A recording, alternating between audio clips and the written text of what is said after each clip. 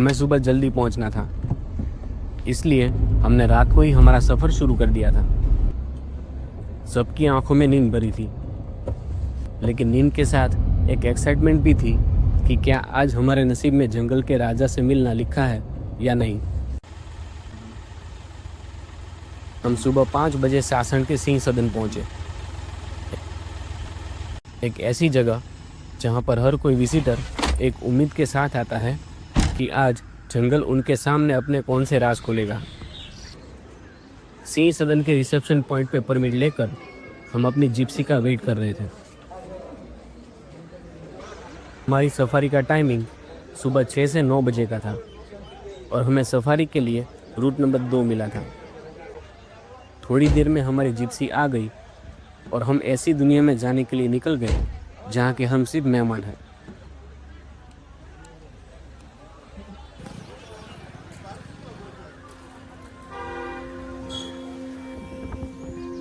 As a nature lover मैं यहाँ सिर्फ जंगल के राजा को देखने नहीं आया हूँ।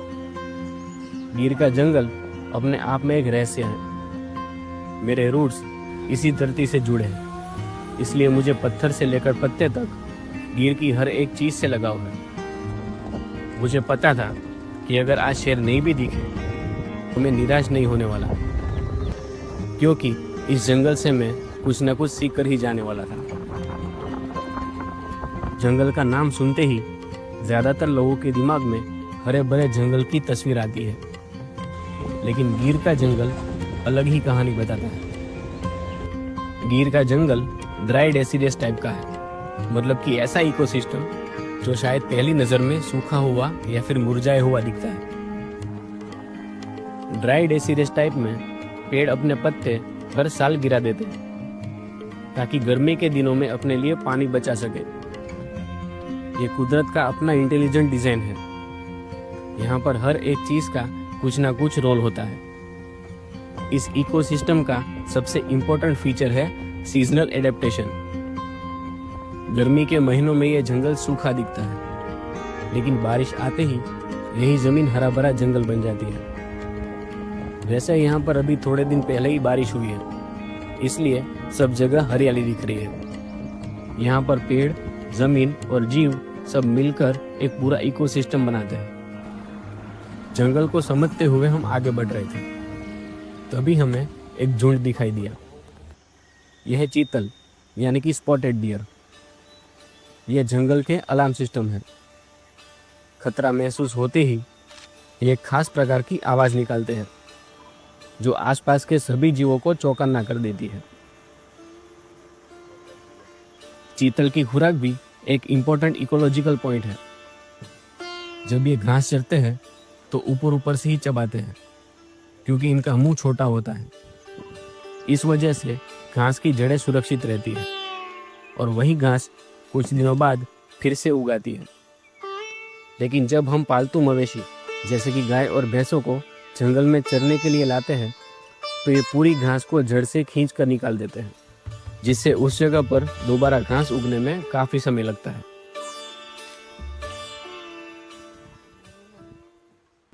चीतल को देखने के बाद हम आगे बढ़ते हैं। थोड़ी देर बाद हमें आगे झाड़ियों में एक बर्ड दिखाई दिया और मैंने तुरंत कैमरा उस ओर घुमा दिया। यह है इंडियन पीता, जिसे नवरंग के नाम से भी जाना जाता है। यह एक माइग्रेटरी बर्ड है। इसके ऊपर 7 से 9 रंग होते हैं, इसलिए इसे नवरंग कहा जाता है। थोड़ा आगे जाने पर हमें दूसरी जगह भी ये दिखाई दिया।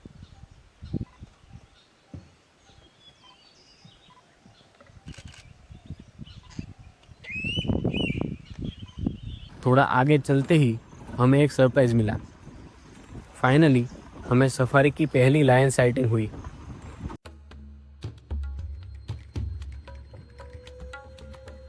वो 2 सब एडल्ट थे जो रास्ते पर आराम कर रहे थे।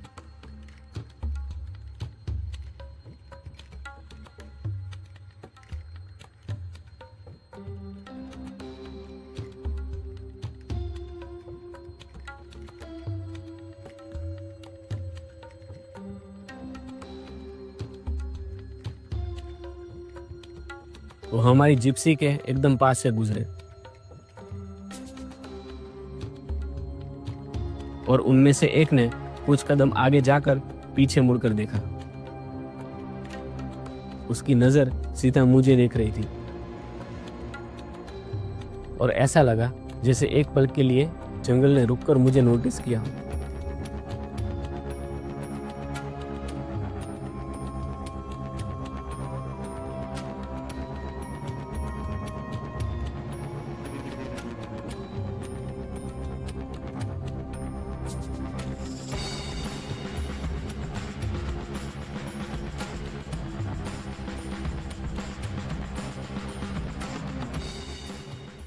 और फिर जंगल में और थोड़ा अंदर हमें सांबर डियर दिखा। सांबर डियर भारत की सबसे बड़ी डियर स्पीशीज है। ये भी चीतल की तरह ही खतरा महसूस होने पर अलार्म कॉल देते हैं। अब यहाँ पर डियर और एंटीलोप यानी कि हिरन और मृग का फर्क समझना जरूरी है। डियर के पास शाखाओं वाले एंटलर्स होते हैं जो हर साल गिर जाते हैं और नए उगते हैं। कई बार डियर इन्हें चबाते भी हैं ताकि शरीर से निकले कैल्शियम को वापस एब्जॉर्ब कर सके। वही एंटीलोप के पास परमानेंट हॉर्न्स होते हैं। स्पॉटेड डियर और सांबर डियर डियर की प्रजाति है, जबकि नील गाय और ब्लैक बग एंटीलोप है। हमें जंगल में सिर्फ शेरों को ध्यान में रखकर नहीं जाना है। जंगल में शेरों के अलावा भी बहुत सारे जीव और बहुत सारे खूबसूरत बर्ड्स होते हैं, जिनमें से एक जो कि मेरा फेवरेट है वो आखिरकार मुझे दिखाई दिया। यह है इंडियन पैराडाइज फ्लाई कैचर। ये इंडियन सब कॉन्टिनेंट के नेटिव बर्ड है। आज शायद हमारे नसीब काम कर रहे थे। हमें सफारी का दूसरा शानदार साइटिंग हुआ, जिसमें 2 फीमेल अपने 2 कप्स के साथ दिखी।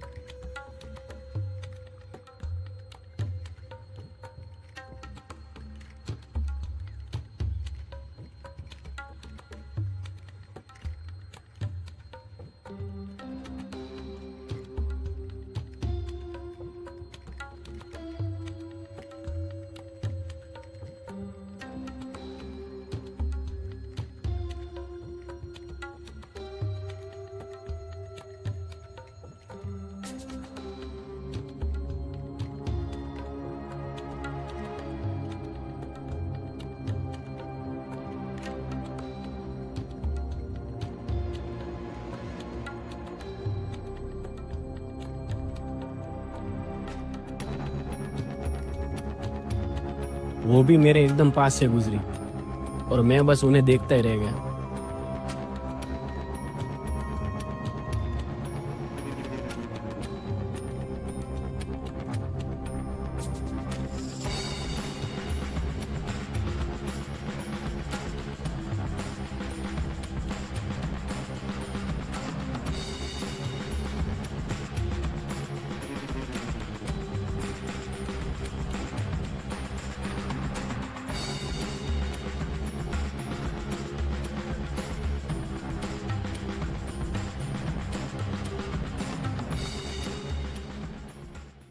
एक और जीव है जो जंगल को जिंदा रखने का काम करते हैं, जिसे हम अक्सर नज़रअंदाज कर देते हैं, लेकिन ये जंगल की बैकबोन के समान है। आपने जंगल में मिट्टी के ऐसे बड़े टीले देखे होंगे। ये असल में टर्माइट्स यानी कि दीमकों की कॉलोनीज है। ये ज़मीन के ऊपर जितनी ऊंचाई तक दिखती है उससे 3 गुना ज़्यादा गहराई में ज़मीन के नीचे फैली होती है। दीमक सूखी पत्तियाँ और गिरे हुए सूखे पेड़ों को डिकम्पोज करती है और वो न्यूट्रिएंट वापस मिट्टी में जाते हैं, जिसे न्यूट्रिएंट रिसाइकलिंग कहा जाता है। इसकी वजह से ज़मीन पोरस बनती है, जिससे बारिश का पानी गहराई तक पहुंचता है। जंगल में सब कुछ हमारी आंखों के सामने ही होता है, लेकिन कभी कभी जंगल हमारी परीक्षा लेता है कि हम यहाँ सिर्फ देखने आए हैं या फिर ऑब्जर्व करने। हमारे गाइड महेश भाई की अनुभवी नज़रों ने एक पेड़ के अंदर इंडियन स्कॉप्स आउल को ढूंढ निकाला। ये आउल मास्टर ऑफ कैमोफ्लेज है। ये प्राइमरीली नॉक्टर्नल यानी कि निशाचर होते हैं, जो दिन भर इसी तरह पेड़ पर बैठा रहता है और अंधेरा होते ही शिकार के लिए निकलता है। ये उल्लू इंसेक्ट्स, छोटे रेप्टाइल और कभी कभी छोटे बर्ड्स का शिकार करके जंगल के इकोसिस्टम को बैलेंस करने का काम करते हैं। थोड़ा और आगे जाने पर हमें एक आवाज़ सुनाई दी और ड्राइवर ने तुरंत जिप्सी को रोक लिया। ये शेर के दहाड़ने की आवाज़ थी, लेकिन वो झाड़ियों में काफ़ी अंदर होने की वजह से हम उसे ठीक से देख नहीं पाए।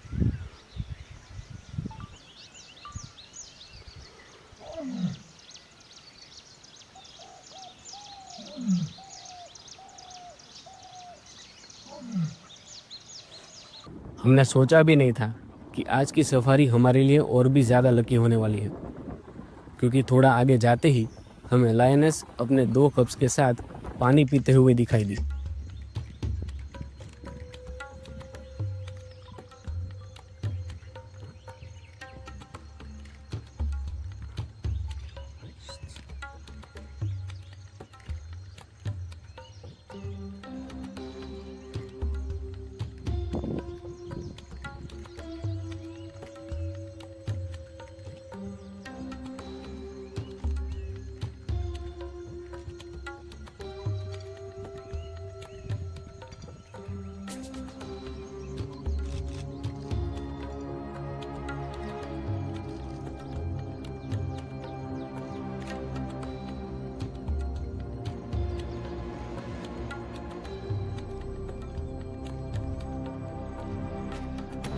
और फिर वो हमारी जिप्सी के पास से गुजरे।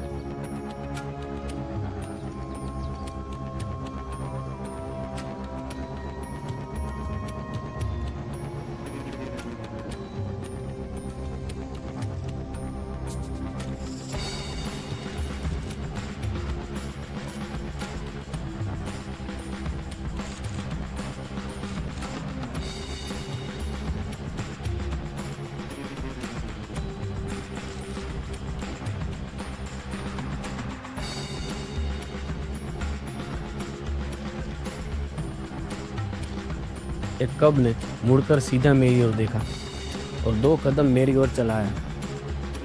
ये मेरे लिए अब तक का सबसे बेस्ट और मेमोरेबल मोमेंट था।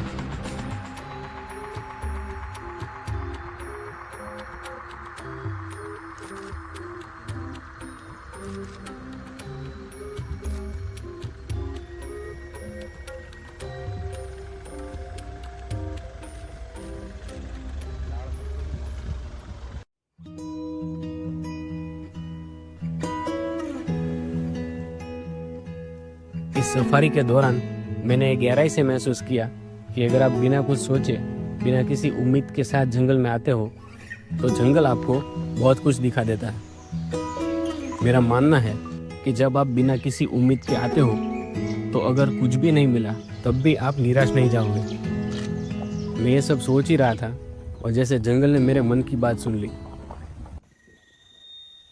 आखिरकार हमें एक मेल लाइन दिखाई दिया। वो हमारे सामने से गुजरा।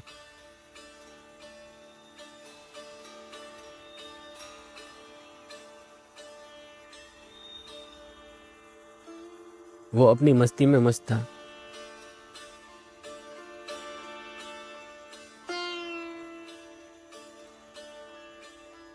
गाइड ने बताया कि इस मेल लाइन का नाम वीरू है।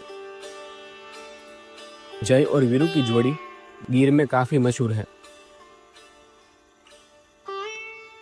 पर जब हमने वीरू को देखा तो हमें नहीं पता था कि ये हमारी पहली और आखिरी मुलाकात होगी।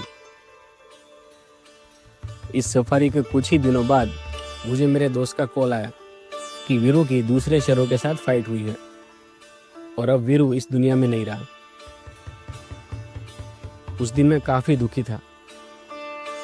मेरे सामने वीरू से हुई उस मुलाकात के पल घूमने लगे। कुदरत ने शायद उस दिन मुझे आखिरी बार वीरू को देखने का मौका दिया था।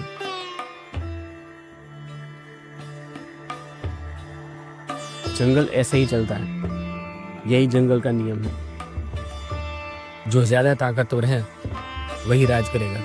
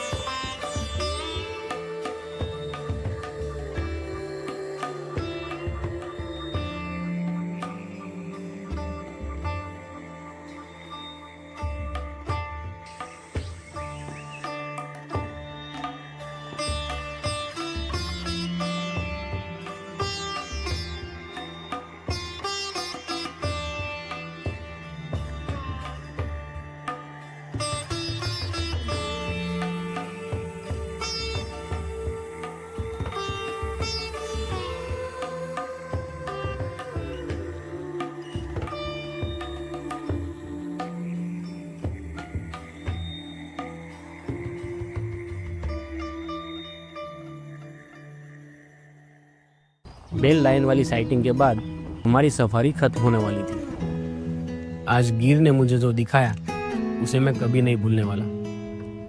आप भी अगर कभी किसी सफारी में जाए तो सिर्फ देखने नहीं, कुछ जानने और समझने के लिए जाए, क्योंकि जब आप नेचर को समझना शुरू करते हैं तो आप खुद को भी समझना शुरू करते हैं।